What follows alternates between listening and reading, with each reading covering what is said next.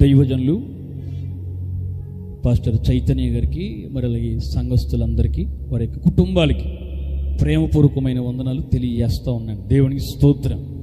ఇక్కడ నిలవబడిన నేను అత్యల్పుడను, ఎందుకు పనికిరాని వాడని, అన్నతో పోల్చుకుంటే అసలు ఎందుకు పనికిరాని వాడు. అలాంటిది నిజంగా దేవుని యొక్క మహా ఉచితమైన కృప. కువైట్ దేశంలో ఒక కొద్దిపాటి చిన్న పరిచర్య దేవుడు నాకు అనుగ్రహించడం జరిగింది. ఆ పరిచర్యలో నిజంగా ఈ 5 సంవత్సరాల పరిచర్యలో దేవుడు నిజంగా ఎంతో గొప్పగా సంఘాన్ని బలపరుస్తూ, నన్ను ఒక పక్కన బలపరుస్తూ, దేవుడు ఎంతో అద్భుతంగా సంఘంలో అనేకమైన చోట్ల ఈ దీనుడైన నన్ను, నాకు తెలిసిన కొద్దిపాటి వాక్యం ద్వారా దేవుడు నన్ను బలపరుచుకుంటూ ఒక పక్కన సంఘాన్ని బలపరుస్తున్న నా దేవాది దేవునికి సమస్త మహిమ ఘనత ప్రభావములు కలుగునుగాక. ఆమేన్. దేవునికి స్తోత్రం. నా కొరకు, నా పరిచర్యల కొరకు మీరందరూ కూడా ప్రార్థన చేయాలని ప్రభు పేరట మీ అందరికీ తెలియజేస్తూ ఉన్నాను. సమయంలో ఆలస్యం చేయక కొన్ని నిమిషాలు దేవుని యొక్క వాక్యాన్ని ధ్యానం చేద్దాం. అయితే వాక్యం వింటున్న మన జీవితంలో మనుషులుగా మనం ఎక్కడైతే కూర్చొని ఉన్నామో, మన ఆలోచనలు, మన తలంపులు కూడా దేవుని యొక్క వాక్యం పైన ఉండాలి. దేనిపైన ఉండాలి అమ్మా? దేనిపైన ఉండాలి? అనాలోచనగా ఉండద్దా? రైట్. మీరు ఏం బైబిల్ తీయకపోయినా పర్వాలా, స్పష్టంగా మీకు అర్థమయ్యే రీతిగా 2 ముక్కలు చెప్తాను. దేవునికి స్తోత్రం. హల్లెలూయా. దేవుని వాక్యం పైన మనం మనసు పెట్టాలి. 1 కిలోమీటర్ దూరం నుంచి నడిచి వచ్చిన వాళ్ళు ఉన్నారు మీలో. 1/2 కిలోమీటర్ దూరం నుంచి నడిచి వచ్చిన వారు ఉన్నారు. రాత్రి దైవజనులు చెప్పారు, అయ్యా ఉన్నది కొద్ది సంఘమైనా కొద్దివారైనప్పుడు కూడా 1 కిలోమీటర్ దూరం నుండి లోపలనే పైన కూడా నడిచి వచ్చి ఆరాధనలో పాలు పొందిన బిడ్డలు ఉన్నారయ్యా అని గొప్ప సాక్ష్యం చెప్పాడు దైవజనుడు. చాలా సంతోషం అనిపించింది. ఎందుకంటే పక్కనున్న వాళ్ళు క్రైస్తవులు అయినప్పటికీ కూడా పాటలు అయిన తర్వాత వెళ్దాంలే, ఆరాధన అయిన తర్వాత వెళ్దాంలే, ఆశీర్వాద ప్రార్థనకి వెళ్దాంలే అని నేటి క్రైస్తత్వం దరిద్రంలో తగలడింది. అవును, నేటి క్రైస్తత్వం దరిద్రంలో తగలడింది. ఒక క్రమం లేదు, ఒక పద్ధతి లేదు, ఒక పాడు లేదు. ఇంటి పక్కన ఉన్న విశ్వాసులే సమయానికి రావట్లేదు ఈ రోజున. అలాంటిది కూడి ఉన్న కొద్ది మంది అయినప్పటికీ కూడా మీరు ధన్యులని నేను విశ్వసిస్తూ ఉన్నాను. దేవునికి స్తోత్రం. భారమైన, బాధ్యత అయినా, కష్టమైన, వేదనైనా, ఇబ్బంది అయినా, ఇరుకైన, శోధనైనా దేవుని సన్నిధిలో నేను ఈ రోజున గడపాలి అని ఒక ఆశ మిమ్మల్ని ఇంతవరకు నడిపించింది. దేవునికి స్తోత్రం. ఎంతవరకు నడిపించబడిన మీరు ఇప్పుడు మనం ఏం చేయాలి? శ్రద్ధగా దేవుని వాక్యాన్ని వినాలి. అర్థమైందా? అప్పుడే అది మనలో ఫలిస్తుంది. అప్పుడే అది మన జీవితంలో ఆశీర్వాదకరంగా ఉంటుంది. అదే మనకి నెమ్మదిని కలగజేస్తుంది. కాబట్టి దేవుని వాక్యాన్ని వింటూ ఉన్న ప్రియ బిడ్డలారా, ఆలస్యం చేయక కొన్ని విషయాలు మీ ముందు నేను పెట్టాలని ఆశపడుతూ ఉన్నాను. పరిశుద్ధ గ్రంథంలో నుండి పరమగీతముల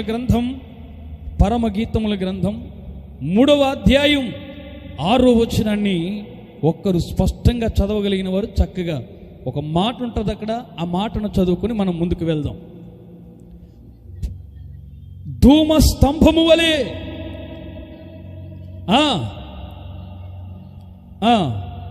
మరలా చదవం. ఫస్ట్గానే చదువు. ధూమ స్తంభము వలె అరణ్య మార్గము గుండా వచ్చి, ఇది ఏమి చిన్న ప్రార్థన. మహాపరిశుద్ధుడు అయినా ప్రేమ కలిగిన తండ్రి, నీకు స్తోత్రాలు ప్రభువా. ఆశ్చర్యకరుడువు, ఆలోచనకర్త, నిత్యుడగు తండ్రి, నీకు స్తోత్రాలు, స్తుతులు చెల్లిస్తూ ఉన్నాను. ఈ ఉదయకాల సమయంలో ఇదిగో నీ వాక్యము ద్వారా మాతో మీరు మాట్లాడండి. మీరు బలపరిచి, మీరు స్థిరపరిచి, నీ వాక్యము ద్వారా మమ్మల్ని స్థిరపరిచి కృప చూపించమని. నిలవబడిన నేను అత్యల్పుడను, ఎందుకు పనికిరాని వాడని అయినప్పటికీ కూడా మీరే నీ పరలోకము నుండి నిశ్చయముగా ఇదిగోని జీవము కలిగిన వాక్కును నీ సన్నిధిలో మీరు విడుదల చేసి మమ్మల్ని బలపరిచి, మమ్మల్ని మీరు స్థిరపరిచి, నీ కృప చూపి, నీ వాక్యము ద్వారా మమ్మల్ని ఆదరించమని యేసుక్రీస్తు నామం పేరటడి వేడుకొంచున్నాం మా ప్రియ పరలోకపు తండ్రి. ఆమేన్, ఆమేన్. జాగ్రత్తగా దేవుని యొక్క వాక్యాన్ని పరిశీలన చేద్దాం. పరమగీతముల గ్రంథం యొక్క రచయిత ఎవరు అనంటే జ్ఞాని అయిన సొలొమోను మహారాజు. ఆయన మహా గొప్ప జ్ఞాని అనబడుతున్నాయి. ఆదికాండం మొదలుకొని ప్రకటన గ్రంథం వరకు పాత నిబంధన గ్రంథములో దేవుడు ఒక వ్యక్తిని హెచ్చించి అంత గొప్ప జ్ఞానిగా నిలవబెట్టుకున్న వ్యక్తి ఆ యావత్తు ప్రపంచంలో ఎవరైనా ఉన్నారు అని అంటే అందులో మొట్టమొదటిగా మన ప్రభు అయిన యేసయ్య తర్వాత ఒక మనుషుడిగా దేవుడు సొలొమోనుకు మాత్రమే దేవుడు అంత గొప్ప జ్ఞానాన్ని ఇచ్చాడు. ఆయన రాసిన ప్రసంగి గ్రంథమైన, సామెతలైన, అలాగే పరమగీతముల గ్రంథమైన, కొన్ని కీర్తనలు కూడా దైవజనుడు అనగా ప్రసంగి భక్తుడైన సొలొమోను మహారాజు కీర్తనలు కూడా రచించాడు. ఈ 150 కీర్తనలో కూడా కొన్ని కీర్తనలు సొలొమోను కూడా రాశాడు. అయితే ఆయన మాట్లాడే ప్రతి మాట కూడా దేవుని ఆత్మ కలిగి జ్ఞానము కలిగిన మాటలు, గొప్ప అద్భుతమైన అమూల్యమైన మాటలను రచించిన మాటలు మనం ఎన్నో కనబడుతూ ఉంటాయి. అటువంటి మాటలలో ఆయన గొప్ప మర్మాన్ని తెలియజేస్తూ మాట్లాడుతూ ఉన్న మాట ఏంటంటే, ధూమ స్తంభము వలె అరణ్య మార్గముగా వచ్చు ఇది ఏమి అని మాట్లాడుతూ ఉన్నాడు. దేవునికి స్తోత్రం. ధూమ స్తంభం అరణ్య మార్గము గుండా బయలుదేరి వెళుతూ ఉందని మాట్లాడుతూ ఉన్నాడు. హల్లెలూయా. పరిశుద్ధ గ్రంథములో ధూమము అనగా దేనికి సాదృశ్యము అని అంటే పొగకు సాదృశ్యం. దేనికి సాదృశ్యం? పొగకు సాదృశ్యం. అరణ్య మార్గము గుండా ఇప్పుడు ధూమ స్తంభము వలె పొగ బయలుదేరి వెళుతూ ఉంది. దైవజనుడైన ప్రసంగి భక్తుడు సొలొమోను అంటూ ఉన్నాడు, దాన్ని వర్ణిస్తూ మాట్లాడుతున్నాడు. ధూమ స్తంభము వలె అరణ్య మార్గము గుండా వచ్చే ఇది ఎవరు? ఒక ప్రశ్న అక్కడ వేస్తూ ఉన్నాడు. దేవునికి స్తోత్రం. ధూమ మార్గము గుండా వచ్చేది ఇది ఎవరయ్యా అని ఈ ప్రశ్న వేస్తూ ఉన్నాడు. అయితే ధూమము అనగా అర్థం పొగ అని ఇక్కడ దేవుని యొక్క వాక్యం సెలవిస్తూ ఉంది. ఇప్పుడు పొగ స్తంభముగా వచ్చేది ఎవరు అని స్పష్టంగా మాట్లాడుతూ ఉన్నాడు. పరిశుద్ధ గ్రంథంలో జాగ్రత్తగా దేవుని వాక్యాన్ని మనం పరిశీలన చేస్తే ప్రార్థన ధూపముతో మొట్టమొదటిగా పోల్చబడింది. హల్లెలూయా. దేంతో పోల్చబడింది? ప్రార్థనతో పోల్చబడింది. పరిశుద్ధ గ్రంథములో ధూమము అనగా ఒక ప్రార్థనతో భక్తుడు పోల్చాడు. దేవుడే మాట్లాడుతూ ఉన్నాడు, ప్రార్థన ఒక ధూపముతో పోల్చబడింది. ఎలా పోల్చబడింది అని అంటే కీర్తనకారుడు ఒక చక్కని విషయాన్ని తెలియజేస్తున్నాడు. చదవండి మీరే పరిశుద్ధ గ్రంథంలో నుండి. కీర్తనల గ్రంథం 141వ అధ్యాయం 2వ వచనాన్ని మనం చక్కగా చదువుకుందాం. కీర్తనల గ్రంథం 141వ అధ్యాయం 2వ వచనం. నా ప్రార్థన ధూపము వలెను, నేను చేతులు ఎత్తుట సాయంకాల సమయంలో నైవేద్యములగును, నీ దృష్టికి అంగీకారములగును. దేవునికి స్తోత్రం. ఏంటంటండి? చూడండి, నా ప్రార్థన ధూపము వలెను, నేను చేతులెత్తుట సాయంత్రకాల సమయంలో నైవేద్యమగును. అంతేకాదు, నీ దృష్టికి అంగీకారములగును అని మాట్లాడుతూ ఉన్నాడు. దేవునికి స్తోత్రం. ఆయన దృష్టికి ఎలా కనబడుతూ ఉందనంటే నా ప్రార్థన ధూపం వలె కనబడుతూ ఉందని భక్తుడైన దావీదు ప్రార్థన చేస్తూ, దైవజనుడైన దావీదు ప్రార్థన చేస్తూ మాట్లాడుతూ ఉన్నాడు. నా ప్రార్థన ఒక ధూపం వలె కనబడుతుంది. నా చేతులు 2 చేతులు కూడా నేను సాయంత్రకాల సమయంలో పైకి ఎత్తుతూ ఉంటే నైవేద్యం వలె కనబడుతూ ఉంది. అది నీ దృష్టికి అంగీకారముగా కనబడుతూ ఉందని మాట్లాడుతూ ఉన్నాడు. దేవుని దృష్టికి ఏది అంగీకారము అని అంటే మనము ప్రార్థన అనబడుతున్న ధూపాన్ని మనం వేయాలి దేవుని సన్నిధిలో. దేవుని సన్నిధిలో బలిపీఠం ఎదుటను నీ కుటుంబంలో అయినా, వ్యక్తిగతంగా అయినా, సంఘంలో అయినా, కుటుంబంలో అయినా, లేకపోతే బలిపీఠం ఎదుటైనా నీవు ప్రతి దినము కూడా ప్రార్థన అనబడుతున్న ధూపాన్ని నువ్వు వేయాలి. నీ జీవితాన్ని బాగుపరిచేది అదే. ప్రార్థన ధూపాన్ని వేయగలిగితే, ప్రార్థన ధూపము కనుక నీలో ఉంటే నీ జీవితం నిశ్చయముగా ఆయనకి అంగీకారముగా ఉంటుందని దైవజనుడైన దావీదు ఇక్కడ మాట్లాడుతూ ఉన్నాడు. దేవునికి స్తోత్రం. మా ఆయన దృష్టికి మన ప్రార్థన అంగీకారంగా ఉండాలి. దేవునికి స్తోత్రం. చాలామంది ప్రార్థన చేస్తారు. ఒకవేళ శత్రువులుంటే రాత్రి మోకరించి చేసే ప్రార్థన ఏంటి తెలుసా? ప్రభా, నన్ను అంత మాట అన్నాడయ్యా, తెల్లారగట్ల గారు చచ్చిపోవాలని కొంతమంది ప్రార్థన చేస్తారు. ఆడు నాశనం అయిపోవాలని ప్రార్థన చేస్తారు. ఆడు కూలిపోవాలని ప్రార్థన చేస్తారు. ఆడి వ్యాపారం నాశనం అయిపోవాలని ప్రార్థన చేస్తారు. ఇలాగ చాలామంది ఉన్నారు లేరే? చాలా సంఘాలు నేను చూస్తూ ఉన్నాను. సరైన విశ్వాసం లేకుండా, భక్తి లేకుండా, పరిశుద్ధత లేకుండా, యథార్థత లేకుండా, దేవుని వాక్యం అంటే ఏంటో తెలియలేని పరిస్థితుల్లో ప్రార్థన ఎలా చేయాలో కూడా కొంతమందికి తెలియదు. ప్రార్థన నువ్వు చేస్తూ ఉన్నావంటే అది దేవునికి అంగీకారమై ఉండాలి. నువ్వు చేసే ప్రతి ప్రార్థనను దేవుడు ఖచ్చితంగా అంగీకరించేవాడై ఉండాలి. ఎన్ని సంవత్సరాలని మనం చేస్తూ ఉన్న ప్రార్థన, ఇంతవరకు మనం చేసే ప్రతి ప్రార్థన అసలు ఇంతకీ దేవునికి అంగీకారంగా ఉందంటారా? మనం చేసే ప్రార్థన దేవునికి ఇష్టపడుతూ ఉన్నాడంటారా? దేవుని మందిరంలో అయినా, వ్యక్తిగతంగా అయినా, కుటుంబ ప్రార్థన అయినా మనం చేసే కొద్దిపాటి ప్రార్థన ఒక ధూపం వలె దేవుని సన్నిధికి చేరుతుందా? ఈ ఉదయకాల సమయంలో మన ప్రభు మనల్ని అడుగుతున్న ఒక చిన్న ప్రశ్న, నీవు ఎంతవరకు ప్రార్థన అనబడుతున్న ధూపం వేయగలుగుతూ ఉన్నావు? నీ ఆత్మీయ జీవితం బలపరచబడాలన్నా, నీవు విశ్వాసంలో స్థిరపరచబడాలన్నా, నీవు ఆత్మీయంగా ఎదగాలి అనన్నా, నీ పునాది బలంగా ఉండాలి అంటే, దృఢంగా ఉండాలి అంటే నిశ్చయముగా నువ్వు వేయవలసింది ప్రార్థన ధూపం అనేది చాలా ప్రాముఖ్యమైంది. ఈ ప్రార్థన ధూపం అనేది చాలా ప్రాముఖ్యమైంది. చాలామంది ఇటువంటి ప్రార్థనలు చేస్తూ ఉంటారు. కొంతమంది ప్రార్థన చేయటం రాదు, నేను వారిని తప్పు పట్టట్లేదు, కానీ ప్రార్థనకు ఒక క్రమం ఉంది. ఏంటో తెలుసా? ప్రార్థనలు అనేది పలు రకాల ప్రార్థనలు ఉన్నాయి. ప్రార్థన అనేది ఒకే రకమైన ప్రార్థనలు ఉండవు. దేవునికి స్తోత్రం. క్షమాపణల గురించిన ప్రార్థనలు ఉన్నాయి, బ్రతిమాలుకునే ప్రార్థనలు ఉన్నాయి, వేడుకునే ప్రార్థనలు ఉన్నాయి, అడిగే ప్రార్థనలు ఉన్నాయి. అలాగే రకరకాల ప్రార్థనలు వారి వారి అవసరతను బట్టి ప్రార్థించే ప్రార్థనలు మన దృష్టికి మనకు కనబడుతూ ఉన్నాయి. ఇప్పుడు దైవజనుడు ఈ రోజున ఆరాధన కార్యక్రమాన్ని ప్రారంభించాడు. అయితే ఇప్పుడు వాక్యము కొరకు ప్రార్థన చేయి అమ్మా అని ఒక సహోదరి పేరు పిలిచి ఇక్కడికి బలిపీఠం దగ్గరికి వచ్చి వాక్యం కొరకు ప్రార్థన చేయమంటే నువ్వే ప్రార్థన చేయాలా? చెప్పాలా? వాక్యం కొరకు మాత్రమే నువ్వు ప్రార్థన చేయాలి. ఆశీర్వాదం కొరకు, ముగింపు ప్రార్థనలో ఇవి ఇంకా రావాలి ప్రభు అని వచ్చే వాళ్ళ కొరకు నువ్వు చేయకూడదు. నువ్వు చేసే ప్రార్థన ఒక క్రమం ఉండాలి. నువ్వు వేసే ప్రార్థన ధూపానికి ఒక క్లారిటీ ఉండాలి. నువ్వు చేసే ప్రార్థనకి నీకే క్లారిటీ లేకపోతే అది దేవుని దృష్టికి ఎలా అంగీకారం అవుతుంది? అది దేవుడు ఎలా అంగీకరిస్తాడు? కాబట్టి ఉదయకాల సమయంలో దేవుని వాక్యాన్ని వింటూ ఉన్నప్పుడు బిడ్డ, దేవుని వాక్యం సెలవిస్తూ ఉంది, నా ప్రార్థన ధూపము యందును నేను చేతులు ఎత్తుట సాయంత్రకాల సమయంలో నైవేద్యము వలె నీ దృష్టికి అంగీకారం వలె ఉందయ్యా అని ఒక అద్భుతమైన విషయాన్ని దైవజనుడైన దావీదు ఇక్కడ మాట్లాడుతూ ఉన్నాడు. దేవునికి స్తోత్రం. ప్రార్థన అనేది చాలా ప్రాముఖ్యమైంది. దేవునికి స్తోత్రం. ప్రార్థన అనేది చాలా ప్రాముఖ్యమైంది.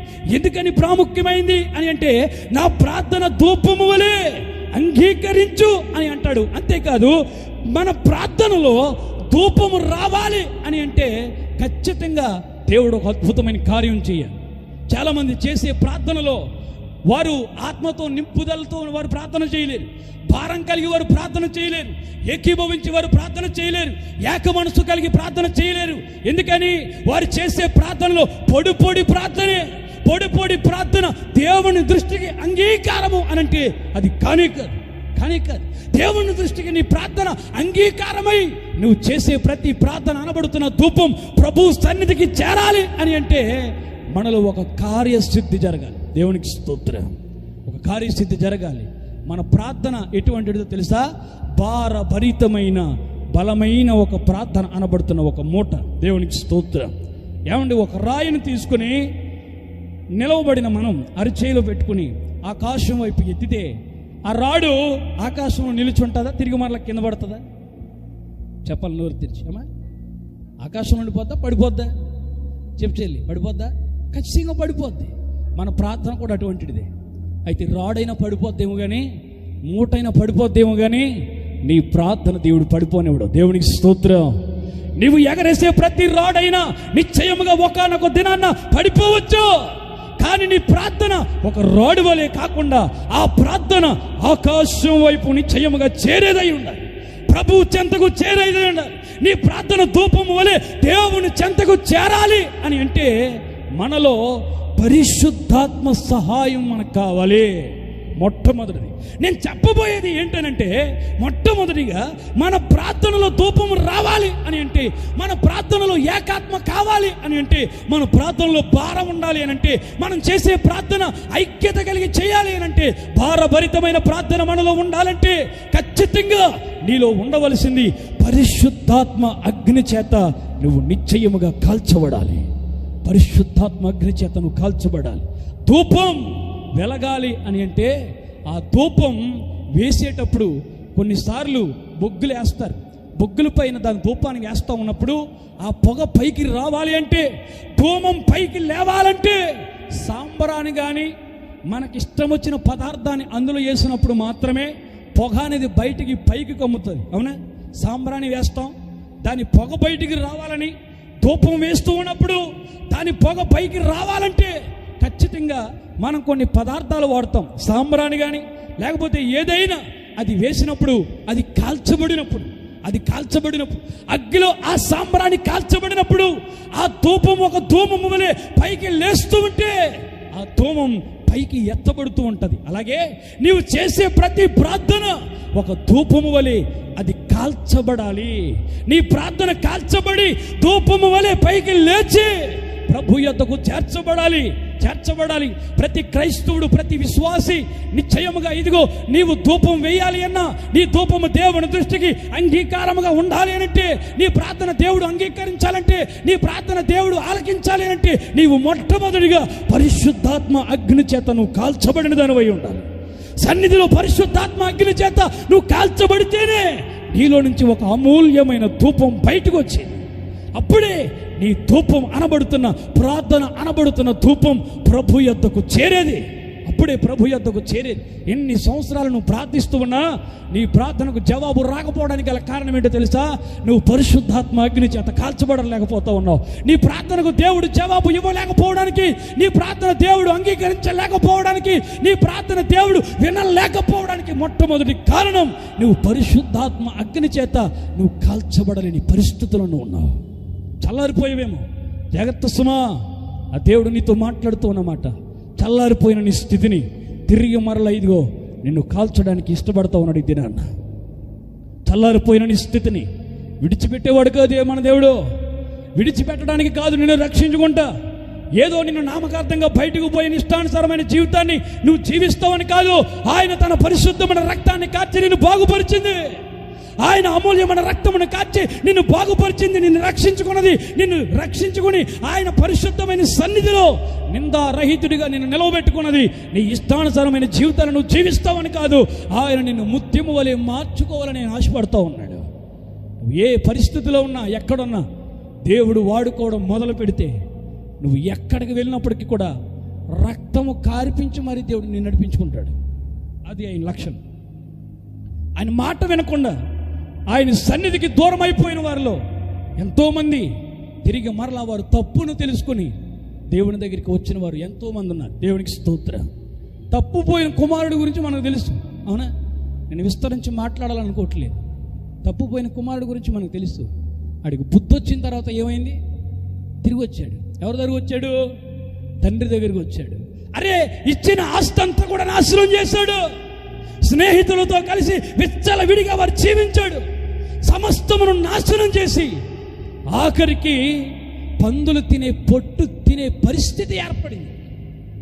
పందులు తినే పొట్టు తినే పరిస్థితికి వచ్చేసరికి కానీ ఆయనకు బుద్ధి రాల.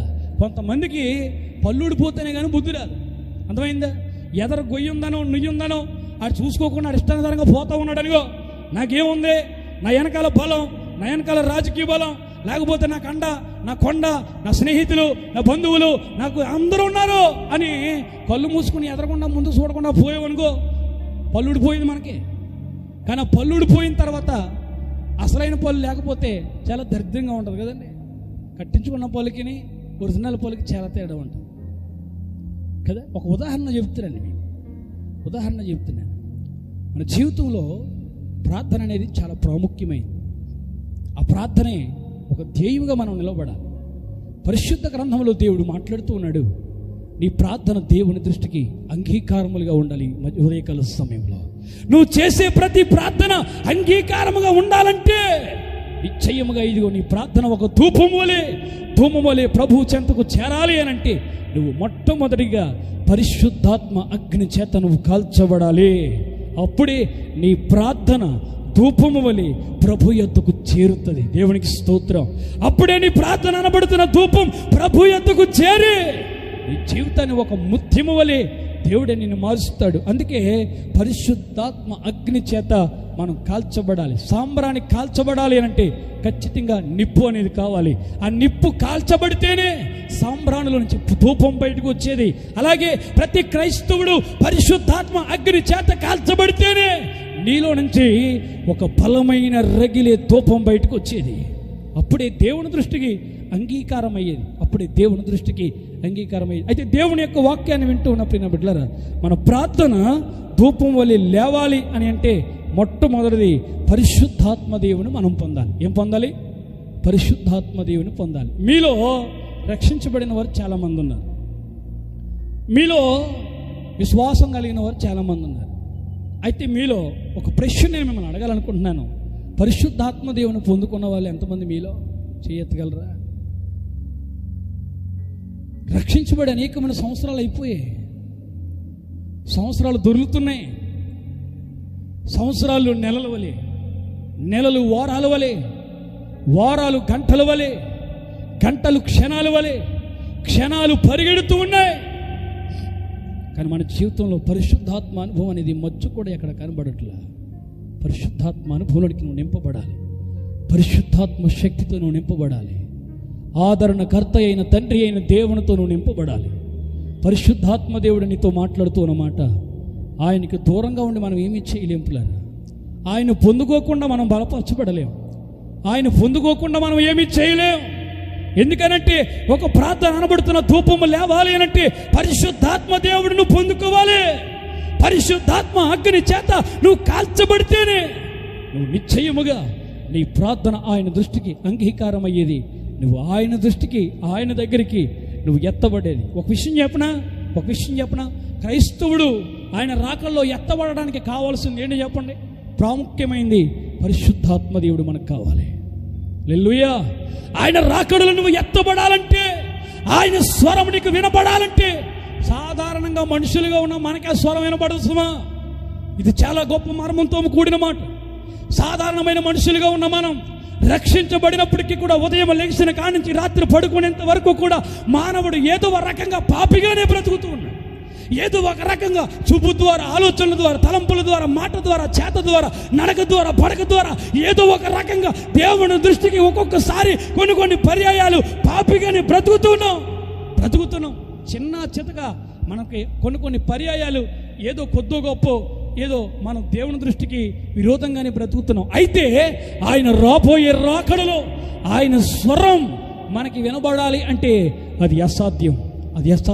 అయితే ఆ స్వరం ఎవరికి వినబడుతుంది అని అంటే నీ లోపల ఉన్న పరిశుద్ధాత్మ దేవునికి అది వినపడుతోంది. హల్లెలూయా. నీలో ఉన్న పరిశుద్ధాత్మ దేవుడు దాన్ని గమనించి మధ్యాకాశానికి మన వరుడైన యేసుక్రీస్తు ప్రభువారు ఆయన వచ్చి బూర ఊదుతున్నప్పుడు ఆ బూర శబ్దము విన్న వెంటనే కన్నురెప్ప పాటున సంఘము ఎత్తబడాలంటే, కన్నురెప్ప పాటున నీవు ఎత్తబడాలంటే ఖచ్చితంగా నీ జీవితంలో నువ్వు కలిగి ఉండవలసింది పరిశుద్ధాత్మ దేవుణ్ణి. ఆ పరిశుద్ధాత్మ దేవుడే నీకు లేకపోతే, పరిశుద్ధాత్మ దేవుడే నీలో లేకపోతే, పరిశుద్ధాత్మ దేవుని కనుక నువ్వు పొందుకోకపోతే నువ్వు ఎలా ఎత్తబడతావు? ఆయన రాకలో నువ్వు ఎత్తబడతావు, ఎలా ఎత్తబడతావు? ఒకసారి ఆలోచన చేయండి. ఒక బలమైన రాయి ఆకాశం వైపు ఇసురుతూ ఉన్నప్పుడు తిరిగి మరలా కిందకి ఏ రీతిగా అయితే వచ్చేస్తూ ఉందో మన విశ్వాస జీవితం కూడా అలాగే ఉంటూ ఉంది. అయితే నువ్వు ఎత్తబడాలి అని అంటే నిశ్చయముగా ఇదిగో నీవు పరిశుద్ధాత్మ అనుభవంలోనికి నువ్వు రావాలి. చాలామంది పరిశుద్ధాత్మ దేవునికి దూరం అయిపోతూ ఉంటారు. పరిశుద్ధాత్మ దేవుని వారు పొందుకోరు, పరిశుద్ధాత్మ దేవుని వారు అడగరు. నువ్వు అడగాలి. బాప్తిసంతోటే నీ పని అయిపోయిందని అనుకోకూడదు, రక్షణతోటే నీ పని అయిపోయిందని అనుకోవద్దు, మారు మనసుతోటే నీ పని అయిపోయిందని అనుకోవద్దు. చాలా మంది క్రైస్తవులు నేను బాప్తిసం తీసుకున్నాను ఇక్కడ తోటి అయిపోయింది అని అనుకుంటా ఉన్నావే తప్ప బాప్తిసం తీసుకున్న తర్వాతే అసలైన పని నీలో ఉంది. బాప్తిసం తీసుకున్న తర్వాతే నీవు పరిశుద్ధాత్మ దేవుని కొరకు నువ్వు కనిపెట్టాలి. ఉపవాస ప్రార్థనలు దైవజనుడు చేయించేది దేని కొరకు అనంటే ప్రతి శనివారమైనా లేకపోతే శనివారం రెండవ శనివారమైనా దైవజనులు ప్రార్థనలు ఏర్పరిచేది దేని కొరకు అనంటే పరిశుద్ధాత్మ దేవుని కనిపెట్టుదల కొరకు. నువ్వు కనిపెడతావని, నువ్వు ఆయన పొందుకుంటావని నిశ్చయముగా దైవజనుడు అంత ప్రయాసపడిన అంత భారభరితమైన భారాన్ని దైవజనుడు గుండెల మీద ఏర్పరచుకుని, గుండెల మీద పెట్టుకుని, ఆ దట్టిని చేత పట్టుకుని రొమ్మ మీద ఆ భారాన్ని భరిస్తూ దైవజనుడు ఉపవాస ప్రార్థనలు ఏర్పరుస్తుంది. ఎందుకు అనంటే ఏదో నామకార్థంగా 2 పాటలు పాడి 2 ప్రార్థనలు చేసి తుత్తు అని చెప్పని ఏదో నామకార్థంగా నువ్వు ప్రార్థన చేసి పోతావని కాదు, కానీ నువ్వు పరిశుద్ధాత్మ దేవుని కొరకు నువ్వు కనిపెడతావు అని. హల్లెలూయా. మేడగదిలో 120 మంది ప్రజలు, ఒక దేశవాడి కాదు, రాష్ట్రవాడి కాదు, ఒక భాషవాడి కాదు, 120 మంది ప్రజలు తండ్రి అయిన ప్రభు అయిన యేసుక్రీస్తు ప్రభు వారు ఎత్తబడే ముందు ఆయన చెప్పాడు, ఇదిగో నేను వెళ్ళటం మీకు మంచిది, నేను వెళ్తూ ఉన్నాను, వెళుతూ ఉండగా నేను ఏ సంగతులనైతే మీకు బోధించానో అదే సంగతులను వచ్చే ఆదరణకర్త అయిన పరిశుద్ధాత్మదేవుడు మీకు బోధిస్తాడు అని యేసయ్య చెప్పాడు. ఇప్పుడు యేసయ్య చెప్పినప్పుడు వీళ్ళు ఏం చేయాలి? కనిపెట్టాలి. అవునా?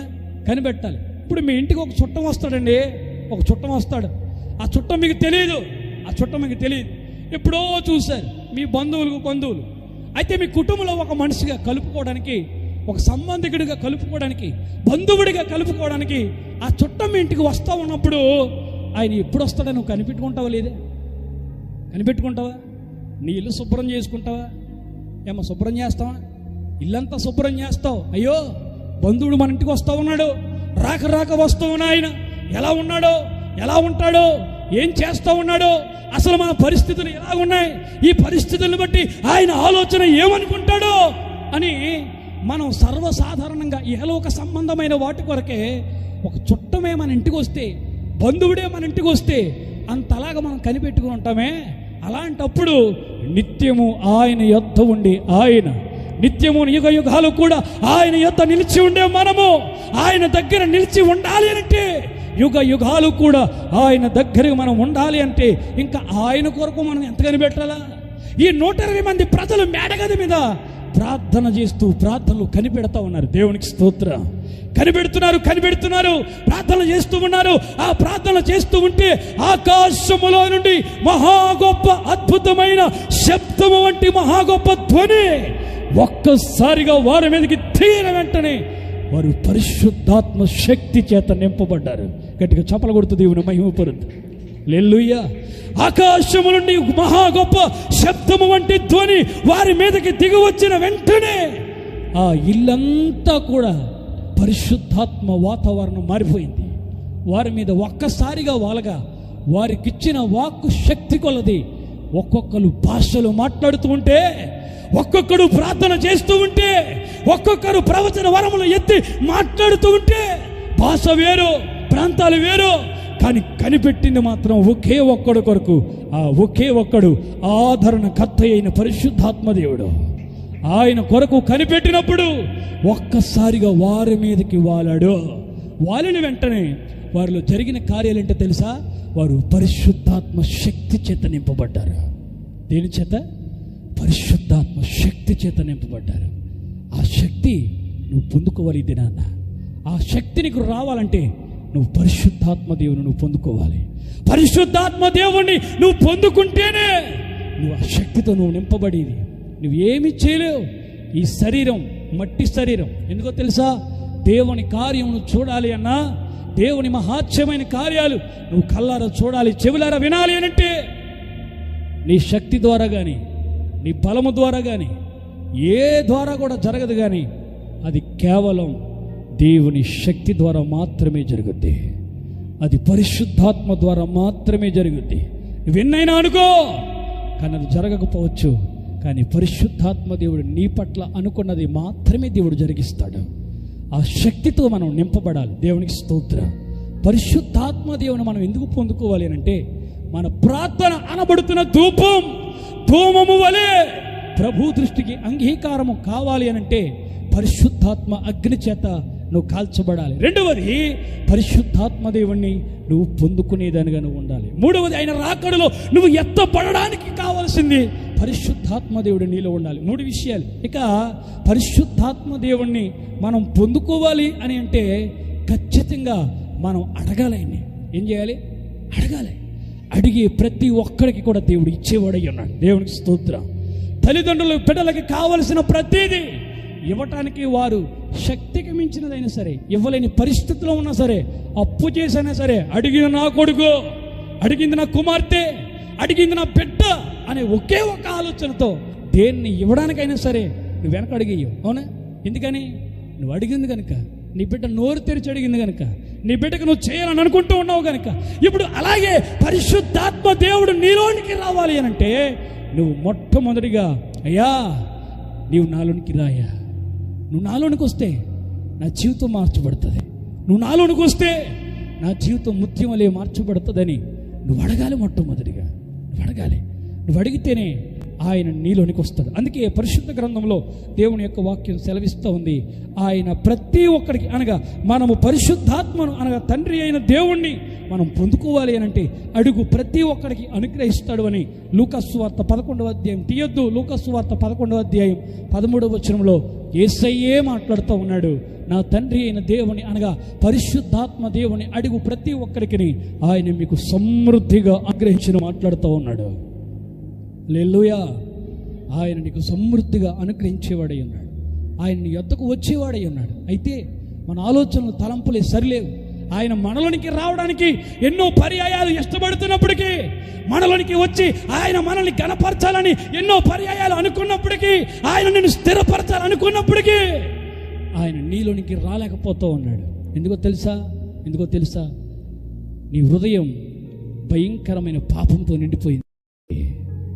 నీ హృదయం అనబడుతున్న పాత్ర మట్టితో నిండిపోయింది, మకరముతో నిండిపోయింది, చెత్తతో నిండిపోయింది, పాపముతో నిండిపోయింది, వ్యభిచార ఆలోచనలతో నిండిపోయింది, పాపపు తలంపులతో నిండిపోయిన నీ హృదయం అనబడుతున్న పాత్రలోనికి పరిశుద్ధుడు నీలోనికి ఎలా వస్తాడో, నీలో వస్తాడు. ఎలా వస్తాడు ఒకసారి ఆలోచన చేయి. నీ హృదయం అనబడుతున్న పాత్ర కడగబడితేనే, నీ హృదయం అనబడుతున్న పాత్ర శుభ్రము చేయబడితేనే నీవు నిశ్చయముగా ఇదిగో ఆయనలోనికి నీలోనికి వస్తాడు. ఇంట్లో ఉన్న పాత్ర మట్టి ఉందనుకోండి, కొంతమంది నీళ్లను ఉదయమే కుళాయి వాటర్ వేస్తూ ఉంటారు, అవునా? రాత్రి పట్టిన నీళ్ళల్లో చెత్తా చెదారం ఉందనుకో, అమ్మా చెత్తా చెదారం ఉందనుకో, ఆ చెత్తలోనే ఫ్రెష్ వాటర్, చక్కని మంచి వాటర్ నువ్వు అందులో వేసేయగలుగుతావా? వెయ్యం. ఎందుకని? అందులో ఏముంది? చెత్త ఉంది. అందులో ఏముంది? మట్టి ఉంది. అందులో ఏముంది? దుమ్ముంది, ధూళుంది, చెత్త ఉంది, చెదారం ఉంది, మట్టంతా ఉంది. ఆ పాత్రను బయటికి తీసి శుభ్రంగా దాన్ని కడిగి దాన్ని తుడిచి అప్పుడు నువ్వు వెయ్యాలనుకున్న మంచినీరు అందులోనూ పోస్తావు. హల్లెలూయా. ఆ నీరే పరిశుద్ధాత్మ దేవుడు. హల్లెలూయా. ఆ నీరే పరిశుద్ధాత్మ దేవుడు. పరిశుద్ధాత్మ దేవుడు నీరుకు సాదృశ్యంగా ఉన్నాడు, వాక్యానికి కూడా సాదృశ్యంగా ఉన్నాడు. అనేకమైన రీతిలుగా పరిశుద్ధాత్మ దేవుడు సాదృశ్యం అన్నాడు. ఆ నీరు అనబడుతున్న పరిశుద్ధాత్మ దేవుని చేత నువ్వు నింపబడాలి అని అంటే ఖచ్చితంగా నీ హృదయం అనబడుతున్న పాత్ర కడగబడాలి, పాత్ర కడగబడాలి. ఆయన మాట్లాడుతూ ఉన్నాడు, ధూమ స్తంభము వలె అరణ్య మార్గము గుండా వచ్చేది ఎవరు అని అంటే నీవు నేనే. నీ ప్రార్థన దేవుని దృష్టికి అంగీకారము కావాలి అని అంటే నువ్వు మొట్టమొదటిగా పరిశుద్ధాత్మ అగ్ని చేత నువ్వు కాల్చబడాలి. పరిశుద్ధాత్మ నింపుదలతో నువ్వు నింపబడాలి. పరిశుద్ధాత్మ దేవుని నువ్వు పొందుకునేదానివై ఉండాలి. నువ్వు పొందుకుంటేనే ఆయన రాజ్యంలోనికి, ఆయన రాకడలోనికి నువ్వు ఎత్తబడేది. ఎంత ప్రార్థన చేస్తూ ఉన్నా భారభరితమైన ప్రార్థన నీలో లేకపోతే, ఏక మనసుతో కలిగిన ప్రార్థన నీలో లేకపోతే మన జీవితంలో ఎంత ప్రార్థన చేసినా దానికి ఫలితం లేదు. ప్రియ సహోదరి సహోదరుడా, రెండు చేతులు జోడించి మీ అందరికి చెబుతూ ఉన్నా, కూడి ఉన్నది కొద్దిమంది అయినా, ఈ లైవ్లో వీక్షిస్తున్న వారైనా, నువ్వు చేస్తున్న ప్రార్థనకు దేవుడు దాన్ని అంగీకారంగా దేవుని దృష్టికి ఇష్టపూర్వకంగా ఉండాలంటే, నీ ప్రార్థన ఈ దినాన్న ఆయన అంగీకరించాలంటే నీ జీవితంలో పరిశుద్ధాత్మ దేవుని నువ్వు పొందుకోవాలి. నువ్వు రగిలించబడాలి. ఒక బలమైన ఉజ్జీవం నీ ఆత్మీయ జీవితంలో రగులుతూ ఉండాలి. ప్రతి దినము కూడా క్రైస్తవుడు ఎప్పుడు మండుతూనే ఉండాలి తప్ప చల్లారిపోయిన వాడవలే మనం ఎప్పుడు కూడా కనపడకూడదు. హల్లెలూయా. అందుకేగా మన ప్రభు అయిన మన యేసయ్య ఆ కలువరి సిలువలో అంత గొప్ప త్యాగం చేసింది. అందుకే కదా మన ప్రభు అయిన యేసయ్య తన ఉచితమైన రక్షణను, తన ఉచితమైన రక్తాన్ని కలువరి సిలువలో మన కొరకు కార్చింది. నీ కడుపును పుట్టిన బిడ్డలే నీ కొరకు ఏనాడు త్యాగం చేయలేదే? నిన్ను కట్టుకున్న నీ భర్తే ఏనాడు త్యాగం చేయలే? నిన్ను కనుక్కున్న నీ బిడ్డలే ఏనాడు నీ కొరకు త్యాగం చేయలే?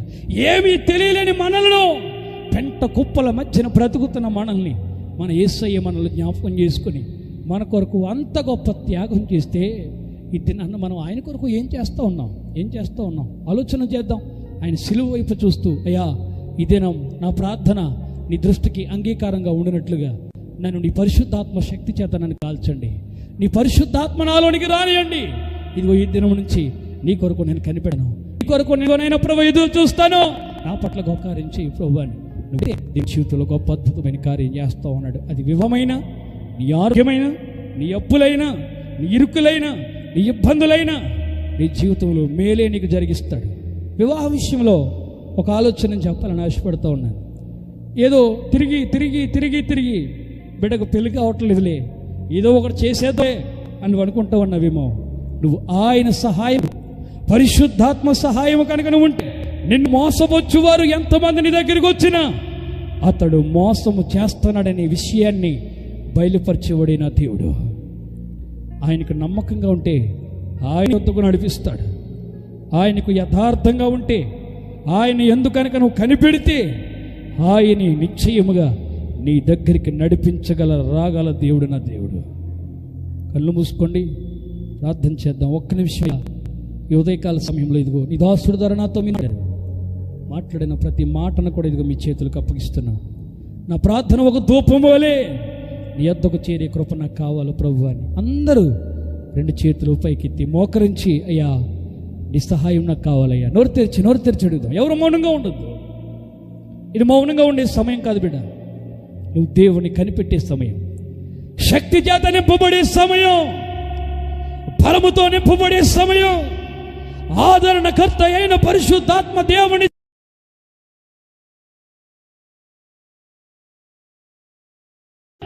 నువ్వు కాల్చబడే సమయం ఇది. ఈ సమయాన్ని నువ్వు వృధా చేయకో. అడుగు ప్రతి వానికి దేవుడు దయచేవాడై ఉన్నాడు. అడుగు ప్రతి ఒక్కడికి ఆయన వచ్చేవాడై ఉన్నాడు. అడుగు వానికి సమృద్ధిగా వాని హృదయంలోనికి వచ్చేవాడన్నాడు ఆయన. ప్రార్థన చేద్దాం. ప్రేమ కలిగిన తండ్రి నీకు స్తోత్రాలు. ఆశ్చర్యకరుడు, ఆలోచనకర్త, నిత్యుడగు తండ్రి నీకు స్తుతులు చెల్లిస్తూ ఉన్నాను. ఈ దినాన్న ఇదిగో నాయన ప్రభువా, నీ వాక్యం ద్వారా ఇదిగో మీరు మాతో మాట్లాడారు. దీనిలో దరిద్రం ఎందుకు పనికిరాని వారం అయినా నీ పాదాల దగ్గరకున్నాం ప్రభువా. సంఘంలో ఇదిగో రక్షించబడి ఎన్నో సంవత్సరాలు అయిపోతున్నాయి, కానీ నిన్ను దుఃఖపరుస్తూ ఉన్నారు తండ్రి నీకు స్తోత్రాలు. నీవు నీ బిడ్డల దగ్గరికి రావాలని ఆశపడుతున్నావు అని మాట్లాడుతున్నావు, కానీ కొందరు ఇదిగో వారిని నిన్ను ఆహ్వానించట్లేదని మాట్లాడుతున్నావయ్యా. ఇదిగో వారిలోనికి సమృద్ధిగా నువ్వు వెళ్ళి వారిలో కార్యం చేయాలని ఆశపడుతున్నావు, కానీ వారు నిన్ను ఆహ్వానించట్లేదని మాట్లాడుతున్నావు. క్షమించండి పరిశుద్ధాత్మదేవుడా. మనుష్య కుమారుని నాయన ప్రభు ఇదిగో దూషించినప్పటికీ క్షమాపణ ఉందేమో, కానీ పరిశుద్ధాత్మదేవుని దూషించు వానికి యుగమందైనను రాబోయే యుగమందైనను క్షమాపణ లేదని మీరు మాట్లాడారు. నిన్ను దూషించేవారుగా కాకుండా నాయనా నీతో నింపబడి నీతో సహవాసము కలిగి నీతో మేము ఉండినట్లుగా యుగ యుగాలు కూడా ఇదిగో నాయన నీ కుమారుడైన యేసయ్య రాబోయే రాకడలో ఆయన స్వరము వినే కృప నాయన ఇదిగో నీ ద్వారా పొందుకునే సహాయం మాకు దయచేయండి ప్రభు.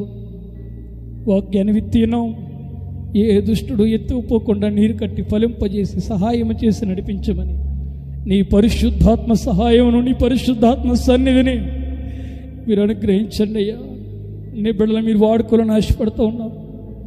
ఇదిగో ఎవరినైతే నువ్వు వాడుకోవడానికి ఇష్టపడుతున్నా నాకు తెలియదు, కానీ ఇదిగో ఇందులో ఉన్న ప్రతి ఒక్కరిలో నా దేవుడు నిశ్చయం ఇదిగో మిమ్మల్ని వాడుకోవడానికి ఆశపడుతూ ఉన్నాడు. ఇదిగో తన పరిచర్యకు ఇదిగో నా దేవుడు బయలుపరిచి మాట్లాడుతున్నమాట. ఆయన తన పరిచర్యలో ఇదిగో మీలో ఒకరిని ఒక బలమైన రీతిగా వాడుకోవడానికి ఇష్టపడుతున్నాడు. నీవు కనుక ఇదిగో ఒక సమర్పణ కలిగి ఆయన నింపుదలతో నింపబడి ఆయన నీకిచ్చే వరము కొరకు కనిపెట్టుకుని ఉపవాసం ఉండి ప్రార్థన చేయి. నా దేవుడు నీ పట్ల ఒక అద్భుతమైన కార్యాన్ని చేయబోతూ ఉన్నాడు. బలవంతులను సిగ్గుపరచడం కొరకు బలహీనుడిగా ఉన్న మిమ్మల్ని నా దేవుడు నిన్ను వాడుకోవడానికి ఇష్టపడుతూ ఉన్నాడు. రెండవది ఇదిగో నిశ్చయముగా ఇదిగో నా దాసుడా నేను నీతో మాట్లాడాలని ఆశపడుతూ ఉన్నా. ఓరి రబా శబాదిరలబా కమందరబా శబాదిరలబా బాబాషారా. నిశ్చయముగా ఇదిగో ఈ చుట్టుపక్కల ఉన్న ప్రాంతాలను నేను కదిలింపబోతున్నాను. అనేకమైన వారు చెంగున వారు పరుగున ఈ స్థలానికి రాబోతున్నారు. కనిపెట్టి ప్రార్థన చేయి, ఉపవాసం ఉండి ప్రార్థన చేయి, నాకు మాత్రమే యథార్థంగా ఉండి ప్రార్థన చేయి. నేను నీ విషయంలో అద్భుతమైన కార్యాన్ని నేను చేయబోతా. బాబా శబాదిరలబా కమందరబా శిరాదిరలబా. యేసయ్యా నీకు స్తోత్రం. పరిశుద్ధాత్మ దేవుడా నీకు స్తోత్రమయ్యా, ఆశ్చర్యకరుడా నీకు స్తోత్రాలు, అభాషిరిదలా నీకు స్తోత్రాలు. పరిశుద్ధాత్మ దేవుడా థ్యాంక్ యూ లార్డ్, నీకు స్తోత్రాలు. ఈ బిడ్డలు మీరు వాడుకోండి, ఈ బిడ్డలు మీరు వాడుకోండి. స్థలం స్థిరపరచబడి కొన్ని వేల రూపాయలు ఖర్చు పెట్టి మందిరాన్ని రెంట కడుతూ ఉన్నాడయ్యా. నీ దాసుడు చేతులు మీరు బలపరచండి తండ్రి, నీ దాసుడు కుటుంబాన్ని స్థిరపరచండి. ఈ చుట్టుపక్కల ప్రాంతంలో ఉన్న ప్రతి ఒక్కరిని మీరు కదిలింపచేయండి. నువ్వు చేసిన వాగ్దానము గొప్పలమైనది. మనుషులుగా ఇదిగో మేము చేసిన వాగ్దానమైన మేము మర్చిపోవచ్చు, కానీ ఇదిగో మీరు మా ద్వారా మాట్లాడిన వాగ్దానం చాలా ప్రాముఖ్యమైంది, గొప్పది నాయన. ఇదిగో వాక్యాన్ని విత్తినాం, విత్తబడిన వాక్యం మా జీవితంలో నీరు కట్టి ఫలింపజేసి సహాయం చేసి నడిపించమని సమస్త మహిమ ఘనత ప్రభావాలు మీకు చెల్లించుకుంటూ యేసుక్రీస్తు నామం పెరటాడికి వేడుకుంటున్నాం మా ప్రియ పరలోకపు తండ్రి, ఆమేన్. గట్టిగా చప్పలు కొడుతూ పరిశుద్ధాత్మదేవుని మహిమపరుద్దు.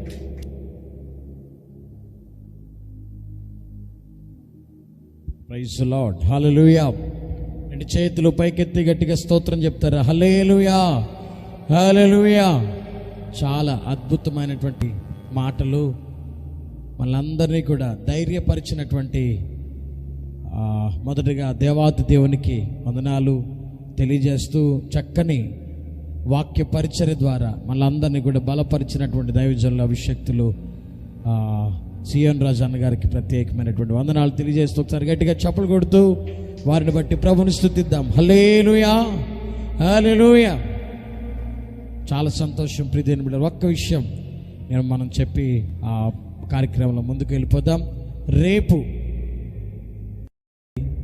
ఎలక్షన్స్ జరగబోతున్నాయి. హల్లెలూయా, హల్లెలూయా.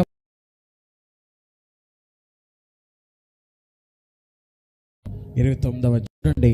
ఏ రాజు దరిద్రులకు సత్యముగా న్యాయము తీర్చునో, హల్లెలూయా.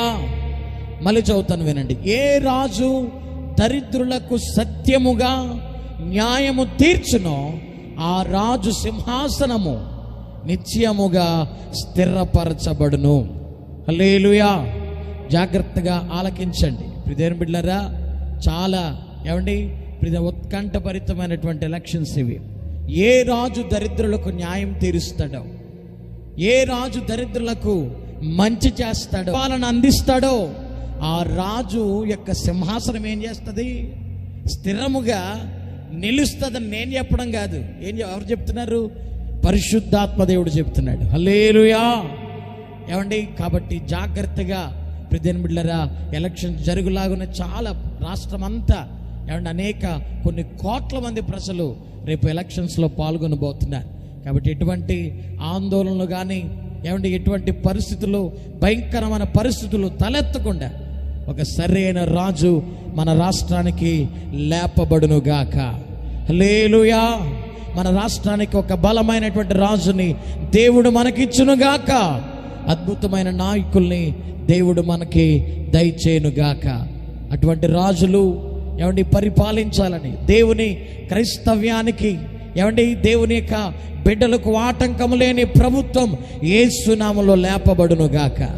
అలా వచ్చులాగా ఒక్క నిమిషం అందరూ కూడా మోకరించి రెండు చేతులు పైకెత్తి చిన్న ప్రార్థన చేద్దామా? చిన్న ప్రార్థన చేద్దాం. అందరూ కూడా జరగబోతున్నటువంటి ఎలక్షన్స్ కొరకు ప్రతి ఒక్కరు రెండు చేతులు పైకెత్తండి, రెండు చేతులు పైకెత్తండి. దరిద్రులకు న్యాయము తీర్చే రాజు సింహాసనం స్థిరపరచబడుతుందని దేవుడే మనతో మాట్లాడి ఉన్నాడు. అటువంటి రాజు, అటువంటి పరిపాలన యేసు నామములో మనకు అందించబడులాగున ఏ రాజు దరిద్రులకు న్యాయము తీరుస్తాడో ఆ రాజు సింహాసనం స్థిరపరచబడాలి, అది కదల్చబడదు. స్వరమైతే రెండు చేతులు. ప్రభా, ఎటువంటి ఆటంకాలు కలగకూడదు నాయన, ఎటువంటి భయంకరమైన విపత్తులు కలగకూడదు ప్రభా. ఎండ వేడిమి కూడా ఎవరికి తగలకుండా, ప్రాణాపాయ స్థితికి ఎవరు కూడా వెళ్ళకుండా యేసు నామములో ఎలక్షన్స్ అన్నీ కూడా చక్కగా ఆశ్చర్యకరంగా జరుగునుగాక. అద్భుతమైనటువంటి నాయన ఎలక్షన్స్ యేసు నామములో జరుగునుగాక. తండ్రి, దేవుని ప్రజలమైనటువంటి క్రైస్తవులకు ఆటంకము లేని ప్రభుత్వం యేసు నామములో వచ్చునుగాక. క్రైస్తవులకు ఆటంకము లేని ప్రభుత్వం యేసు నామములో వచ్చునుగాక. క్రైస్తవ్యాన్ని తండ్రి లేకుండా చేద్దామని బైబిల్ తగలబెడుతూ, పాస్టర్ గారిని కొడుతూ, సేవకుల్ని హింసిస్తూ, అటువంటి నాయన భయంకరమైన పన్నాగాలు కలిగి ఉన్న ప్రభుత్వాలు యేసు నామములో, ఆ రాజ్యాలు యేసు నామములో కదిలించబడునుగాక. యేసు నామములో కదిలించబడునుగాక. స్థిరమైన క్రైస్తవ్యానికి ఒక బలమైన పునాదిగా అద్భుతమైన సింహాసనం యేసు నామములో స్థాపించబడునుగాక. స్వరమెత్తి దేవుడు మంచి విజయాన్ని అనుగ్రహించబోతున్నందుకు, ఒక గొప్ప రాజుని దేవుడు మళ్ళా మనకు అనుగ్రహించబోతున్నందుకు 2 చేతులు పైకెత్తి స్తోత్రం చెబుదాం అందరూ. స్తోత్రం, స్తోత్రం, స్తోత్రం, స్తోత్రం, స్తోత్రం, స్తోత్రం, స్తోత్రం, స్తోత్రం, స్తోత్రం, స్తోత్రం. మహాగణుడానికి స్తోత్రాలు. ఏ రాజు దరిద్రులకు న్యాయం తీరుస్తాడు, ఏ రాజు పేదవారిని ఆదుకుంటాడో, ఏ రాజు దరిద్రులకు తన మంచి పరిపాలన అందిస్తాడో, అటువంటి రాజు యొక్క సింహాసనం స్థిరపరచబడుతుందని నీవు సెలవిచ్చావు ప్రభా. అటువంటి ప్రభుత్వమే నాయన మరలా నీవు మాకు దయచేయబోతున్నందుకు నీకు స్తోత్రాలు. మరలా దయచేయబోతున్నందుకు నీకు వందనాలు. మహిమ కలిగిన కార్యాన్ని జరిగించి రేపు ఎలక్షన్స్ నాయన ఎండవేయడం తగ్గించాడు. ఎవరు కూడా ఏ వడగాలి కానీ తండ్రి, ఏ ప్రాణపాయ స్థితికి కానీ, కొట్లాటలు కానీ, దెబ్బలాటలు కానీ తండ్రి అవేమీ లేకుండా ప్రశాంతంగా ఎన్నికలు జరుగునుగాక. ప్రశాంతంగా ఎన్నికలు జరుగునుగాక. ప్రశాంతంగా ఎన్నికలు జరుగునుగాక. యేసు నామములో అడుగుతున్నాము తండ్రి, ఆమేన్. 2 చేతులు పైకెత్తి స్తోత్రం చెప్దాం. హల్లెలూయా. మరొకసారి చెబుతా ఉన్నాను, ఏ రాజు దరిద్రులకు న్యాయం చేస్తాడో ఆ రాజు సింహాసనం స్థిరపరచబడుతుంది. ఆలోచించండి. ఏమంటే క్రైస్తవ్యకు, దేవుని యొక్క పిల్లలకు వ్యతిరేకంగా లేస్తున్నటువంటి ప్రభుత్వాలు ఉండకూడదు. ఏమండి దేవుని యొక్క సేవకుల్ని భయంకరంగా హింసిస్తున్న ప్రభుత్వాలు ఉన్నాయి. అటువంటివి ఏమంటే దేవుడు లేకుండా ఘనమైనటువంటి ప్రభుత్వాన్ని దేవుడు మనకు దయచేయను గాక. ఈ సభలో ఒక్క పాట పాడుతుండగా ప్రభుకి మన యొక్క కానుకలు ప్రేమపూర్వకంగా సమర్పించుకుందాం.